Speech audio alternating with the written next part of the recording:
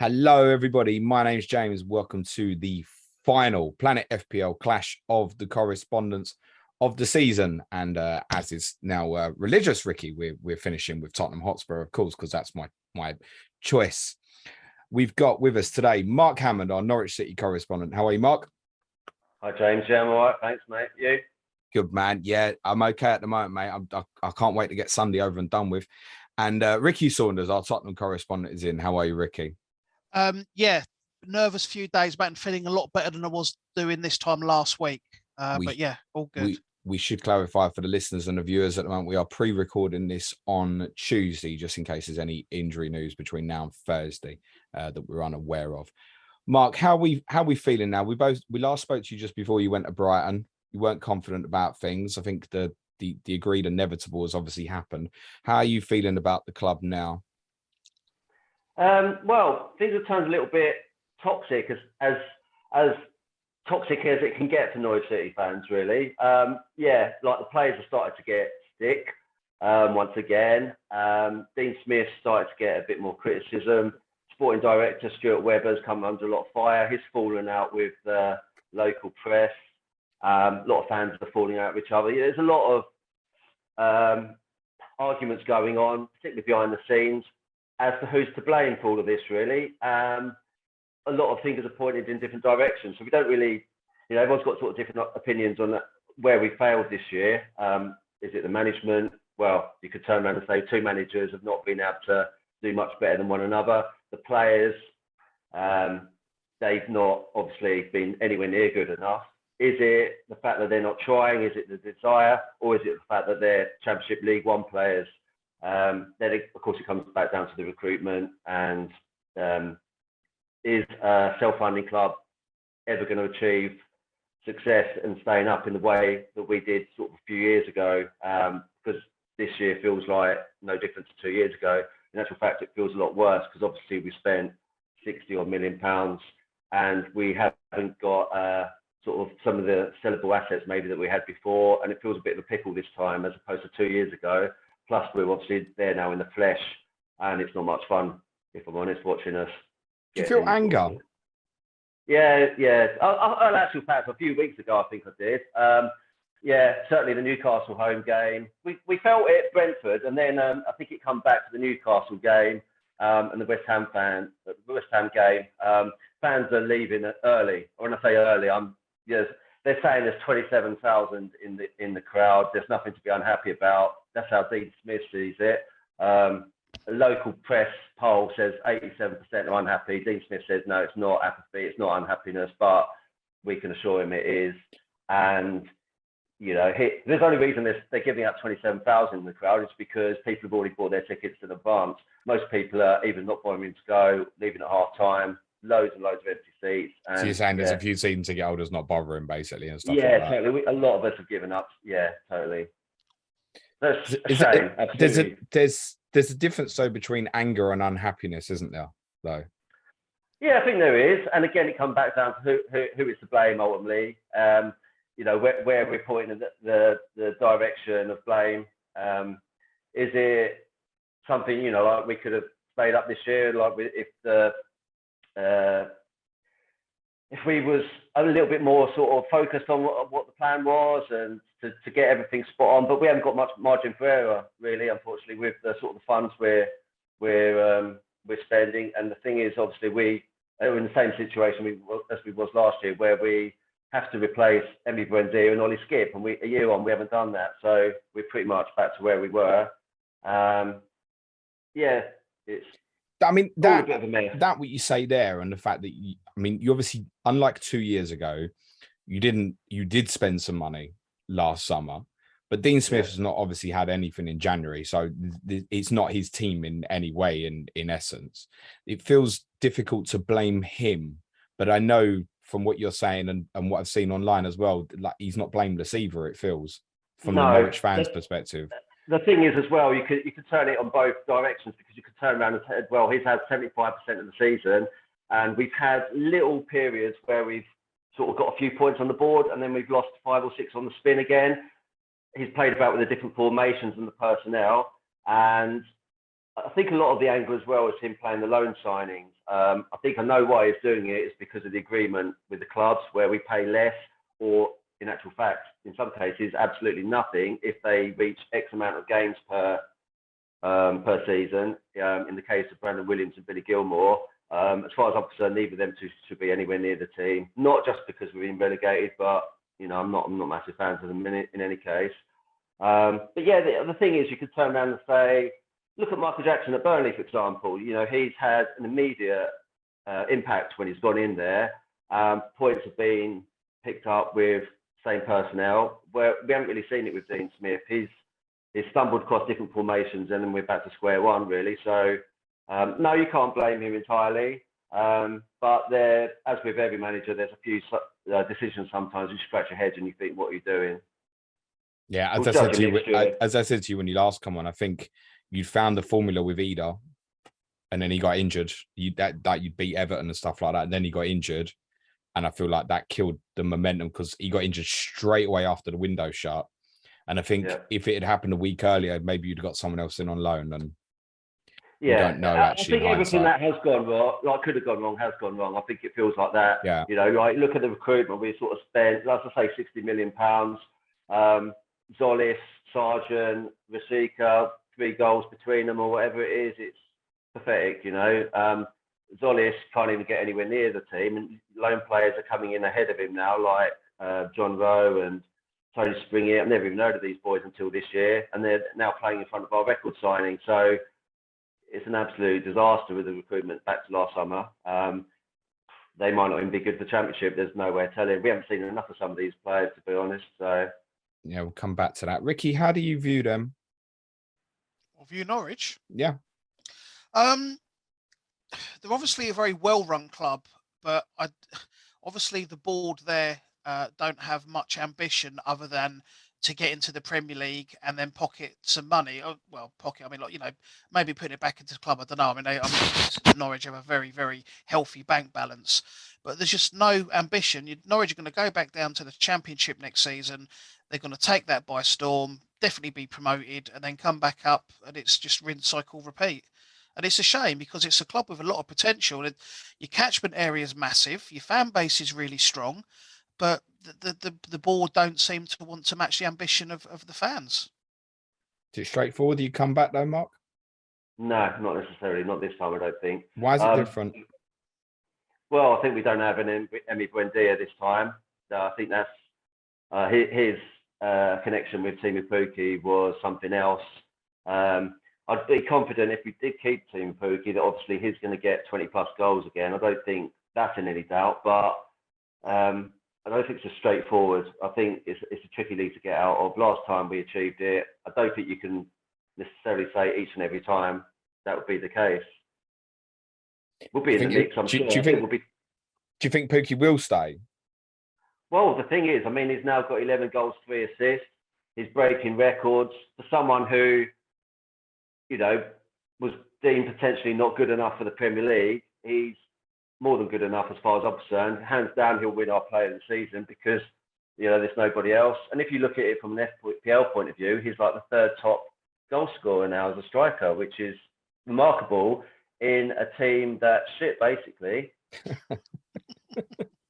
But the thing is with him as well, it's like he helped get you promoted. He went down with you, come back with you, relegated again. At some point, he's probably looking at it, I'm guessing, going, do I want another season in the Championship? Particularly, like you say, without Buendia this time as well. I think a team that gets promoted, or a bottom half team could do worse than him. Like if we was to get an offer in the summer, that could be too good to turn down. I know exactly what will happen. I'm not saying he's worth £20 million, but for example, if someone was to play about with, X amount of money and be a little bit silly with the figures, then I think Norwich would find it tricky. But that's a scary thought. If we did sell him, then obviously, the amount of goals that he can get at Championship level, we would seriously miss. And I think he has finished the season so strongly that there might be a bit of interest where there wasn't before. All comes down to how settled he is in the area and whether he wants to play in the Championship again, really. Yeah. Do you think does the club need to sell? Because it's quite right what Ricky says in terms of being well run. It feels like you don't need to sell. Whereas other clubs who go down who always do. Yeah, I mean, we shouldn't need the money, should we?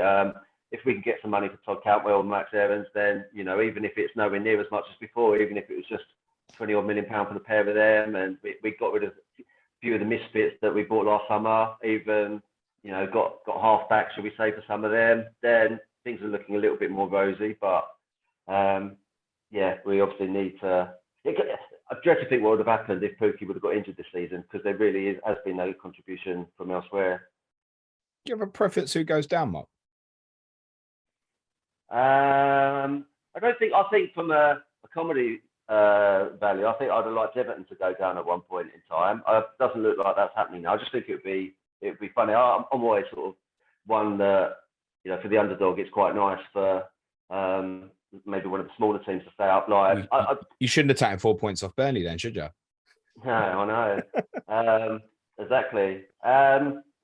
I don't know. But Leeds, again, having said that, I mean, Leeds were taking the piss out of us when they beat us 2-1 with that last-minute goal in March, obviously, and the worms turned a little bit for them now, so that would be quite ironic, but not overly bothered in all honesty. No, and I wouldn't expect you to be. The reason I ask is I think Leeds going down is possibly the worst one for you, because I look at those three teams, Leeds, Burnley and Everton, and I think Burnley and Everton, from a financial perspective, is going to be really difficult for them if they go down. Whereas in Leeds' case, I think you would think they'll come back.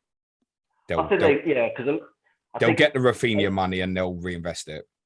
Yeah, and a lot of their squad are, not saying all of them are championship players, but they're a lot. They'll stick together, won't they? And they'll be strong. Put it that way. Yeah, I agree. And Watford are also probably going to be selling the likes of Dennis and stuff and going to have some money as well. They've already gone early and appointed, obviously, Rob Edwards from Forest Green. It looks like quite a shrewd appointment, potentially. A very un-Watford appointment. So you fancy them to do well as well. That's why I mention it. And the clubs in the three teams at the time of recording left in the playoffs, Huddersfield, Forest and Sheffield United, all look like they would challenge. Whichever two miss out look like they'd go and challenge again next year as well. More than likely, yeah. Yeah, it's tricky league to get out of. Yeah, 97 points last time. I don't foresee us getting that much as, but you can never say, but it could be tricky. Ricky, just quickly, who do you think you will take the final relegation spot? I think it will be Leeds. They're looking a little bit doomed just now. Everton have got a bit of a head of steam. Well, they're not getting results, but they're playing a lot better. I think Leeds are done. Is that because you fancy, obviously, Burnley are a point behind, have to get something? Is that because they gave you the fright of your life on Sunday and you think they're going to get something? Well, yeah, I mean, I watched Burnley, and what we've seen them 3 times this season now. They're not a bad side. They've got some good players. I mean, they're not elite players, but they're good players that know how to do their job. I looked at Leeds, obviously, in recent games. They're losing their heads all over the pitch. I mean, Rafinha should have been sent off probably about 3 games in a row. Everton are having players sent off all over the place. Burnley seem to be the only ones that are keeping their heads and staying focused. Burnley red card incoming Thursday night. Yep. I've got no Burnley, so it's fine. You said that because you've got trouble Villa, haven't you? Yeah, man. Ricky, the last week, how's it been for you? Nerve-wracking, to say the least. I mean, let's go all the way back to the North London derby, which seems like an eternity ago now. Obviously, I mean, the feeling, James. I felt sick. I felt anxious. I felt worried. I felt scared. And that was all before I heard that Romero was out, and then I actually shit my pants, properly soiled myself. But needn't have worried. I'll cut that. Yeah, please do. I didn't really. But yeah, needn't have worried. Sanchez has come in, and he's from cold. He's played an absolute blinder. What a difference a week makes as well in the life of Emerson Royal. Unbelievable. It just like before him, and we've both done it. We've both lambasted our fullbacks at various points this season, and fair play to them, they've come back and have proved us completely wrong. So yeah, that's the manager, isn't it? It is the manager, of course. It is. Yeah. It's not. They haven't suddenly looked in the mirror and seen something. The manager's stood him in front of the mirror and shaking it into them. But yeah, so the Arsenal game got out of the way, fantastic. But we still knew we needed favours from elsewhere. And after a very nervy game against Burnley, we got one. So it's been a perfect week, in all honesty, absolutely perfect. So we now go into this fixture on Sunday, a point away to what Mark is probably going to say is the worst team in the league. We are the only team in the world that could fuck this up, aren't we? Yes, we are. We spoke very briefly off air, James, about a game. What must be 5-6 years ago now. The Newcastle game. The Newcastle game, where to finish above Arsenal for the first time in 20 years, and on the final day of the season, away to a relegated team that were down to 10 men, I think, as well. Didn't they go down to 10 men? They went down to 10 men at 2-0 or 2-1, I think. And then went on to win 5-1. Yeah, we absolutely shit the bed, lost 5-1, and Arsenal finished above us. So, yeah, look, anything is possible with this club. I don't rule anything out at all. Anywhere between losing 3-0 and winning 7-0 is all on the table. And yeah, Arsenal fans, don't be too downhearted because we've got to do our bit yet. Did you think in a weird way that Newcastle game, which is obviously that Ricky's referring to, is from the year when Leicester won the league? And obviously there wasn't pressure on that game. It was obviously Tottenham fans were desperate to finish above Arsenal, but it was to finish second and third. It didn't. We were both already in the Champions League. It didn't physically matter. This has got a prize on the end, so it's kind of bigger. But do you think in a weird way that the experience, and I was at Newcastle that day and it was horrendous. Do you think in a weird way the experience that we had that day has kind of got us ready for this Sunday, actually not to just take it as the job's done? I think it has. We've been told for years, and we've seen it as well, we don't have a winning mentality. We're weak mentally. Fergie alluded to it 15, 20 years ago. We've always had that kind of weak mentality used against us. This team, and one of the good things about our transfer and activity is this still is a core of a team that's been there for a good few years and have grown together. They've seen successes in some degree, being above where they need to be, getting to finals they probably shouldn't have got to. And they've also seen disappointment as well in losing the finals and runners up in the league. So this team has grown together, and I think they've grown mentally as well as physically, and they're stronger mentally. This team doesn't give up. This team keeps on playing right to the very end, sensing there is a chance of victory. So yeah, I definitely agree with that. They're not the kind of mentally weak team that we had 5-6 years ago. Not even close. I thought you were going to say 5-6 months ago, Ricky. Well, again, it's the manager, isn't it? That has crept back into it. Under Poch, we started to believe, and we started to win games late. That started to fall apart as the problems with Poch crept into the team, and then Mourinho, good start, and then obviously he wasn't liked by most of the fan base and some of the players.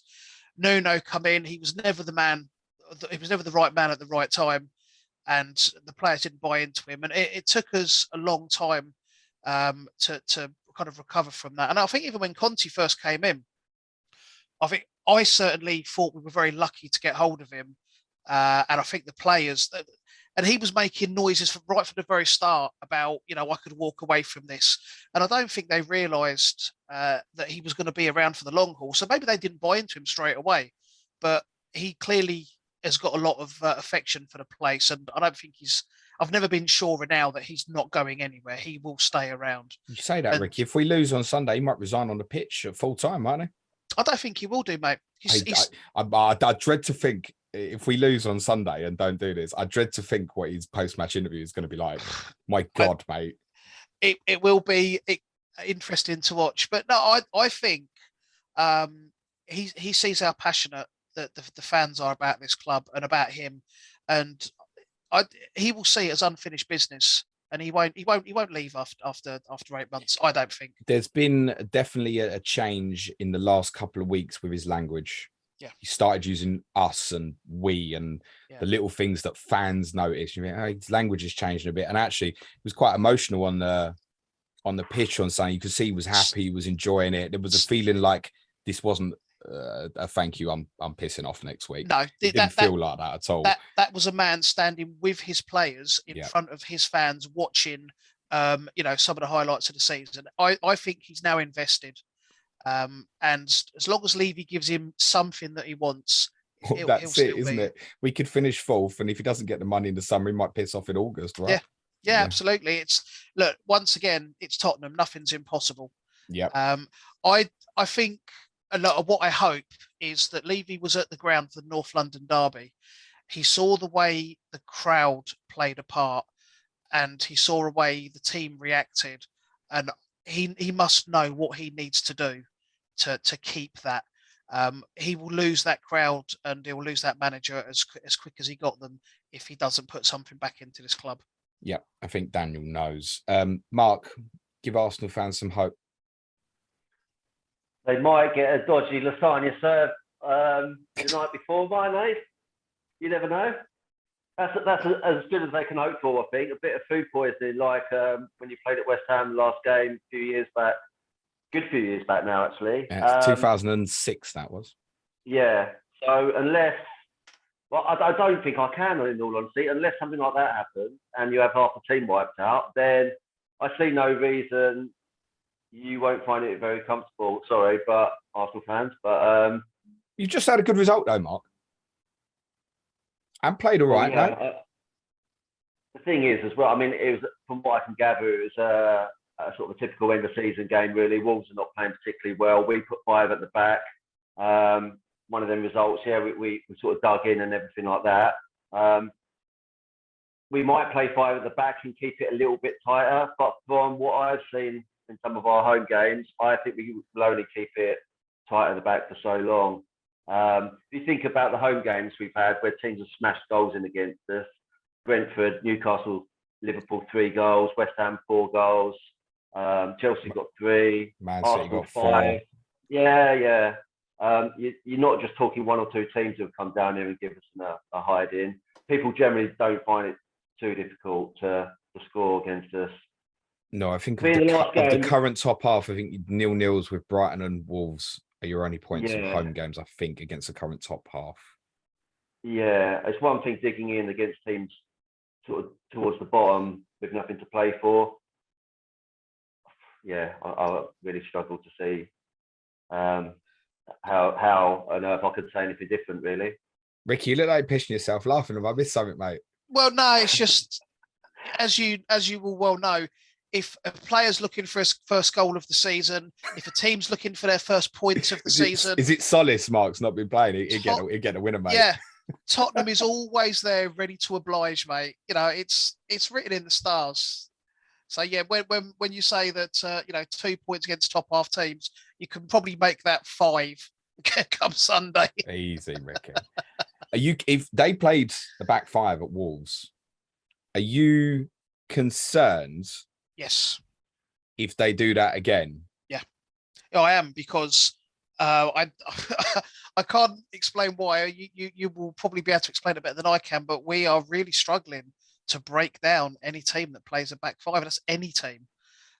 We really, when we've struggled for a few years against teams that dig in, but a back 5 seems to be our Achilles heel at the moment. And if you know that, and I know that, I'm pretty sure Dean Smith knows that. Agreed. And I think we will play the back 5 again. I think we've done it at Wolves in preparation for playing again. Yeah, I think it's something we haven't done for a fair while. Parker played about, I think when we was at Burnley and home to Brighton, back in the autumn, we was tinkering with that back 5, and he came out in a press conference after the game and he just said, we're bleeding too many goals, we have to do something. Can't continue to be as open as we were. It might not be what the fans want to watch, playing that way at home, but if you're using your common sense, any fan who sort of understands a little bit about the sort of tactical side of the game thinks it probably is a sensible thing to do. We can't go all out attack against you. We'll get absolutely, it blown apart, won't we? But there's a clear difference with this game this weekend to the problems we've had with this, Ricky, isn't there? We don't have to win. No, we don't. But I don't think I don't think Antonio Conte knows how to play for a draw. So I don't think our mindset's going to change. Did you not watch us at Liverpool? I still think we're trying to win that game. Well, yeah, no, so do I. But it was obviously a very sitting deep mentality, wasn't it? Towards the end, we probably were playing more to protect what we had. But he's not going to set out to play for a draw. He's going to set out to win. Obviously, what will happen during the game may alter his tactics.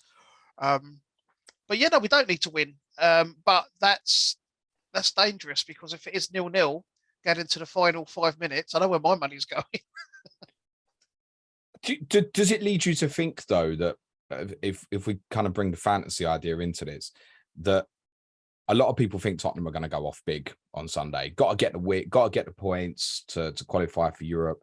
Norwich weak, Tottenham will go there and get goals like others have this season. Does it still feel that way to you, or do you look at it and think they're changing system, that's potentially plans apart counter what we're going to do, therefore this is going to be a lower scoring football match? I think that Conte will set up to do what we do every single game. I think he'll go there looking for goals. I think all of our best players will play. I don't see him. He's not going to go there thinking it's just Norwich, I'll rest a few. He'll go there fully strengthed, looking to go and score goals. The back five may alter that, but I certainly wouldn't put anybody off going Tottenham attacking assets because of Norwich's back five. It's worth saying, when the two clubs met in December, and I want to say it was Conte's maybe fourth game, you played a back three then as well, Mark, against us, and you had a hell of a lot of the ball. You had 59% of the ball in that game. Yeah, we looked okay for a little while, didn't we? We you started really well. Yeah.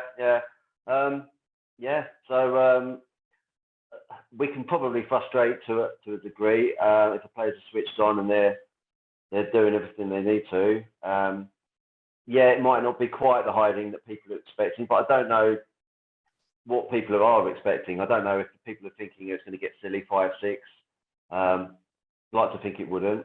Especially, I mean, if we're playing a more sort of defensive system, then it would be a disaster if we were to concede that many. But I'd still expect a routine away win, if I'm honest. Is there any desire to? This will sound like a silly question, I think, but is there any desire not to finish bottom for you? Yeah, Dean Smith keeps spinning out this "we're not the worst team in the league" thing. I don't know quite where he's thinking. If he's honestly thinking Watford are worse than us, I don't really see it. But I also think, Mark, maybe you haven't watched Watford recently. They are dreadful at the moment. Yeah, I mean, there's probably a lot of similarities. I don't think probably you can turn around and say one is better than the other, really. They're both way off of it. And I said that last time I was on, didn't I? You sort of said, are you that bad? And you can tell by the league table, it's the pair of us who are well adrift of the, for us to be relegated with 4 games to go, tells you all you need to know, really. But to not finish bottom, you've got to win to have a chance of not doing that. So does it mean that we might get a motivated Norwich on Sunday? Because I'm thinking about it as well in terms of if the crowd can see that there is something potentially, and listen, this doesn't change the world, obviously, it's worth about 2.2 million to you, I think, if you finish 19th. But actually, to psychologically finish the season with beating Tottenham at home, you have a better summer, don't you? There can't be a doubt about that. Yeah, of course. Like the thing is, with us getting relegated when we did, it's the worst thing that could happen is it could have a knock-on effect to next year. And we said the same sort of thing 2 years ago. If we're getting spanked every game after relegation, then it's not good at all. So it'd be good to go into the sort of the summer with some confidence, and particularly if he's playing some of the sort of the lone players, and to get more of a positive response from them. Of course, but I think also you have to be realistic to a degree as well. From what we've seen so far in the last few weeks, albeit Wolves away, if you think we're just waiting the season to end, in all honesty. If you got to the end of the game, there's 15 minutes to go, let's say it's 0-0 or 1-1, and Watford are getting well beat at Chelsea, do you think you go for the win, or would there be pride in still getting the draw? No, I think we'd probably go for the win at that point. Yeah, I think he would have no hesitation to throw on some of the youngsters who, let's be honest, we know not a lot about really, but they play with sort of no fear, and they probably look better in many ways than some of the players who have been through the wars all season, feeling a bit down in the dumps. So yeah, possibly so. I said this on the pod a couple of weeks ago, and you mentioned it earlier about the loan players and stuff. If the fans can see the kids out there, they'll get behind the team more, won't they? Yeah, it's just natural correlation. That West Ham game, Tony Springett, we'd never seen him before. He wasn't even in the sort of the older group of players who got loaned out this year. He's first through the under-23s. And he got the ball. He was running towards the Barclays second half, and it's the first time anyone had got out their seats for weeks because we were all sitting there really disinterested. And all of a sudden, he took on a couple of players, bit of pace, and he had a go. And do you know what? Like, they take your hat off to him. That's all we want to see is people trying a little bit of effort, really. But then he started at Leicester, didn't start against Wolves. That's correct, yeah. Do you think that's possibly down to the change in shape, system as well? I would say so, yeah. I mean, probably. I would possibly think that he'll get some game time in that last game. It's just whether he starts or not. It all depends on the formation. Ricky, how big a miss would Bentancur be if he's not available? Because he was certainly walking around the ground at the end of full time with a massive ice pack on him and hobbling very heavily. Yeah, Bentancur, he's kind of come in and he's made a real difference, but quite quietly. I don't think unless you watch him, you realise how good he is and the things that he does. And I think he would be a real big miss. Not so much if we had, say, Ollie Skip available. But I don't think that Winksy will come in and do anywhere near the job that Bentancur does. And he will be a miss. I mean, you'd like to think we wouldn't really miss him that much. No disrespect against Norwich, but as we've just been saying, Norwich, they're going to want to go out with a bit of fight. They're not going to roll over for us, not at all. Would you have any doubt about Kulusevski starting? I know he was ill, but I don't know. I haven't heard what he was ill with or from, or so no. I think if he's fit, if he's able to play, he will play. It's been very like a week between the games, so whatever. He was well enough to be on the bench and come on, so I can't see an issue with him starting. Okay, fine. What Tottenham players you got, Ricky? FPL. Currently, I have Son. I think it's just Sonny. It's your team, mate. You tell me. No, Sonny and Sessegnon. Sorry, Sonny and Sessegnon. Oh, you got Sess as well. How long you had him Sess, for? Yeah, I got him this week, just gone. Oh, for Burnley. So that kind of leads into a Sessegnon versus Emerson Royal. You've made your choice already, then. I have. Oh no. Sorry. Right, rewind. I have made my choice. No, I've signed him this week. I'm playing my free hit this week, and I got Sessegnon early. Okay. So Sessegnon has. Yeah, I've made my choice. It's Sess. Kane coming as well. Yeah, why not? Let's do it. let's just go. Is that the free? Is that the best free?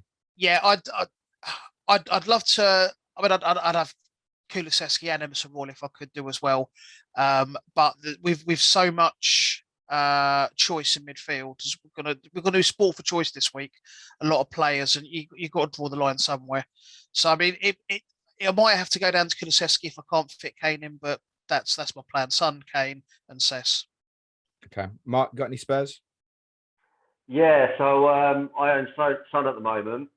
I've played free hit this week, so I will be back in for Spurs players this week. I'll more than likely be buying two, Kane and one other, but I'm undecided at the moment as to which third one. So based on what Ricky's just said, it's probably be Sessegnon. But I feel like if I ask you who your captain in this week, Mark, I feel like I know what the answer is going to be. I don't know actually. No, it'll be Son or Kane. You can toss a coin, I guess, can you? Yeah, but you could have said Son or Kane or Salah or Trent or Cancelo or De Bruyne or just one of the Spurs boys. You're saying. Yeah, to get to Kane, I'm going to have to sell to Salah. So it probably, if he is injured, it's probably doing me a favour a little bit in terms of just to structure the rest of my team. It means I can probably hang on to Jesus and not have to, play about with things too much. It's sort of falling into place quite nicely there, really. Definitely keep the faith there, Mark. It's just frustrating though, really, because that's the part of playing this game and watching your team from the stands. Because do you remember, like a couple of years ago, when first game of the season, I'm standing there watching Salah tear us apart, and he's my captain, and it's happened several times this season already. I know FPL is not the be all and end all. When you're at the game, you tend not to think about it, but yeah, I guess in the back of your mind, you don't really like to see your team blown apart by. No, there are some, let's say, players capable of hauls who have had them already against you this. You've mentioned obviously Salah. Sterling got a hat-trick against you, didn't he? Jared Bowen had the 3 assists. A few players got hat-tricks against us, yeah. I think Saka had a couple of attacking returns. Tony got a hat-trick. Kai Havertz got a couple against you. He certainly had a good return. Or Mason Mount got a couple. Shame Havertz didn't do anything the first time they played you, but that's a different podcast. Whinge, I think. Ricky, captain this week. Are you going with one of the Spurs boys? And if so, which one? Yes, I probably will do. Although I might, if I'll get a Chelsea player in, I don't know which one yet, but I might go with them. But just for morale purposes, Son a season off well, Son or Kane as captain. In another league that I'm in that I can't mention, I signed Son last week because Son at home, knowing that I would sign Kane for 38 for Kane away. So I kind of had it in my head to captain Kane in that one. But with the way that Sonny's let it off, in the reverse fixture, Son got I think he got a goal and an assist in that game. Yeah. So he scored points against Norwich. So I'm going to leave it till the end to decide, but I will probably go Son just for his recent form. Does the ownership come into the thinking there as well? No, not really. He's probably going to be the most captain, isn't he? And almost if you have him, if you don't captain him, you probably want him to blank, aren't you? Yeah, I mean, if Salah's not fit, I think we should add on at this point. Yeah, I mean, all I'm playing for at the moment is overall rank. I've won my mini leagues. I've got like a 200-point lead in that, so that's fine. Check so it's just correspondent league. No, you haven't. Well, not that one. No, my other one. I gave off the look, mate. With bloody hell, with Pringle and whatever else there, I've got no chance winning that one. So we'll just leave that one where it is. I think I need a new Tottenham correspondent then. I'm trying, mate. I'm trying. But yeah, no, my main leagues that I want to win, I've won. So it's overall rank I'm playing for now. So I probably should look at things like EO, but I haven't looked at that all season. I'm not going to start now. No, fine. I captain who I think is going to score the most points every week, and that's that. And you think that's probably Sonny? Yeah, I think so. Is that partly in the thinking of the Golden Boot? We all saw his face when he came off against Arsenal. He was gutted. He really wants that Golden Boot. With rumours about Liverpool players not playing and whatever else, it might just be a straight shootout between him and Salah for one game, and Son needs to make up a goal. So I think he's going to go all out, mate. His hunger to get goals is going to be immense. Okay. The 5 players we've mentioned, is there one other that maybe could be considered? A Norwich player, you mean? I'm thinking of Davinson. If people are tired, he's 4.2, isn't he? And he was the one that got the other goal against Norwich in the return. Correct. So he has once again got a history of scoring against Norwich. He's guaranteed to play. I wouldn't say no. I've kind of nailed my colours to the mast with Sessegnon. But he's an aerial threat. Norwich don't pose the biggest goal scoring threat we're going to face all season. And he's going to play, yeah. Why not? 4.2, go for it. You wouldn't pick him over Sessegnon, though, would you? You obviously haven't. Yeah, someone listening is going to be, I can't get there. I've only got 4.2 because they're trying to fit in premiums or whatever. He's probably the shout, isn't he? Absolutely. Why not? Say he's cheap. He's guaranteed to start. And he's probably going to pick up a clean sheet at the very least. Okay. Mark, there's one Norwich player. I'm on a free hit this week as well. There's one Norwich player I've really got me on. That's the goalkeeper, mate. It's 4.0. Not necessarily the start, but to come in with me. Do you think you'll play again? Well, the only reason he might not is for sentimental reasons to Tim Krul, in that if he was to be off in the summer. So to retrace the steps, we signed Angus Gunn sort of as a long-term successor to Tim Krul last summer. he's obviously had to spend most of the season on the bench, probably knowing that was to be the case. He's come in the last couple of games because Cole's had a reasonable season, but obviously he had made a few mistakes in the last few games, so he deserved the chance. He's played well, and under normal circumstances, Gunn would keep the shirt, no doubt about that. He's been absolutely fine, pulled off some decent saves. But if it was, the only thing I'd say is if it was to be Tim Krul's last home game in front of the fans, and they knew something that we didn't, perhaps, then yeah, it could be that Krul plays. Is he out of contract? No, he's got one more year, but there's a bit of thinking, obviously, what with World Cup coming up, as to not only be in the Championship next season, but to potentially be number 2, World Cup in November. Depends what he gets told, obviously, by the Netherlands. You know, if they turn around and say, you need to be playing, you need to be in Holland for next season, or else, blah, blah, blah. That could have, there's probably stuff going on behind the scenes already we don't know about in regards to that. If Krul is around next year, it'd probably be his final year. It's just whether we give him the one more year. So that would be my only thought. It's not a guarantee, a lock that Gunn plays, but he probably will. Seems to happen every year now, doesn't it? We get some goalkeeper. We've had it recently with Kasper Schmeichel, the Palace goalkeepers, obviously with yourselves, where goalkeeper gets changed randomly towards the end of the season and give them a couple of games. Happening more and more, isn't it? We had even Scott Carson for Man City last season as well. So you think John Ruddy, Wolves? John Ruddy played against you last week as well. I know that definitely thrilled Bradley Parker, mate. I'm sure he's probably still blaming him for the goal. So you think there's a little bit of danger in going with Gunn? Obviously, I'm looking at him as cheapest available playing backup goalkeeper. You think there's a bit of danger in it? Slight danger. Because let's be honest, if you do get the result, he's going to fucking haul, isn't he? Probably, yeah.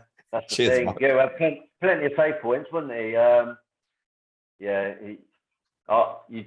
You probably should go elsewhere, in all honesty, but depends how much money you've got left. If you really have only got 4 million, then yeah, go for it. Some people will have Pookie, and you've already mentioned it's perfectly reasonable. Keep. Yeah, keep. You just got a difficult decision then whether to play him or not. Probably first sub in most cases, I would guess. But then there is obviously the chance, as we've spoken about previously, he's a 1 in 4 striker in this league. You know, he'll have dry patches, but then he'll come and nick a consolation every so often. So it wouldn't surprise me if he was to get consolation, or if he was to score 1 goal. You pretty much know who it's likely to be, who has some sort of involvement in that. Yeah, absolutely. Definite talisman. Guys, thank you so much. Let's finish on predictions. Mark, you are the home team. Off you go, mate. Give us a correct score for Sunday. Yeah, you'll probably be pleased about this. I can't see a way that we get anything from the game, if I'm honest. Regardless of formation, I would say fairly routine win. We might keep you out initially at the start, but I think it's only a matter of time. I reckon you'll win 3-0. Ricky? Well, do you know what? For all of my... In fact, before you do that, do you remember this time last year sitting here with Aaron? We did the last COTC and we had Leicester away, and you and I could... Don't worry, Aaron, you'll definitely beat us Sunday. Yeah. We went there and won 4-2. Yeah. Off you go. Well, for all of my my doom and gloom during this pod about what could happen, I think it's going to be comfortable. I had 3-0 in my head as well. I see it hopefully being fairly routine. We've got a job to do. I think Conte's going to make sure they do the job, and the players are professional enough to do the job. So yeah, 3-0. I don't for a minute think that we'll get beat, but I do think there will be an edge of caution. I think that psychological knowing that actually a draw is enough. If something gets sticky for whatever reason on the day, it's a safety net, isn't it? A safety net that we haven't been working with for any games, like Brighton at home, Brentford away. These games felt like you had to win them, didn't you, Ricky? This is for the first time in a long time a game we'd expect to win that does have a safety net, and I think Conte will have that in the back of his mind. I think I'll go 2-0. But with the caveat that if we score early and Norwich's heads go, like it could be anything. It could be anything. I think the game could be anything between 1-0 and 5 or 6, to be honest. If Tottenham then decide to have a party and showboat with it and their heads are gone, then, and if the ground empties like we've been suggesting the stuff as well recently, Mark, then I think that could happen. But no, I think the change of system's not good for us. But yeah, I expect us to get the job done. I'll go 2-0. I'm worried though. Cue Conte jumping around like Mourinho at Palace then. What's that, Mark? Sorry? Well, if that happens, then Conte would be jumping around like Mourinho at Palace, won't he? There'll be wild celebrations in the dugout. This time, at least there is a prize. If we draw at yours and Conte's high-fiving at the end of full time, I can live with that. Because at least there's a proper prize rather than qualifying for the Europa League. You know, qualifying for the Champions League for us, especially considering where we've been at this season under Nuno and stuff, would definitely be worth celebrating. And to be fair, Ricky, I'm sure you'll agree with this. He's the main reason why we'd be doing it, right? Oh, absolutely. We wouldn't have done this had we have kept Mourinho from last year or stuck with Nuno from the start of the year. Not a chance. This is all down to one man and what he can get out of a group of players. If we finish 4th and he gets backed in the summer, what's capable next year? I want to say anything. Look, the two teams at the top are way out there. And I'm not going to, for 1 minute, say that we can challenge them because right now we can't. But if he can manage to play 2 games in a week, which is not certain either, but next season getting close to those two. I mean, I want to say close. I mean, like within 10 or 15 points because we're 25 away from them now. But yeah, basically pulling ahead of teams that we're around at the moment and getting closer to them. Not having the stress of the final weeks of the season. I get you. Yeah, but with the then the possibility of maybe even putting a challenge in. It's not realistic to think of chasing City and Liverpool, though, is it? No. Even if we went and spent 200 million, it's just not realistic because the two teams are so good. All we can do and all that I hope for is that we can just close the gap, prepare to get even closer. With no team in this country is anywhere near them. No team at all. They are head and shoulders above everybody else. Brilliant. Thank you so much for your time, guys. Mark, where can everyone follow you on the Bird app, mate? FPL_Badger. Fantastic. And Ricky, yourself? Ricky Saunders, 77. Good luck, Ricky, especially to you at the weekend. Mark, I'll see you for a beer in Norwich before the game, pal. Me and Suj will be back tomorrow on Planet FPL reviewing the 5 games, which obviously includes Arsenal's defeat at Newcastle. On Monday evening, we'll be reviewing Liverpool's game against Southampton and the 3 Thursday night games ahead of, I guess Suj is on wild card. It's so weird. We're basically both free hitting this week, so we'll discuss final plans for 38 as well. But just leaves me to say thanks again to Mark and to Ricky. Cue music, please, man child.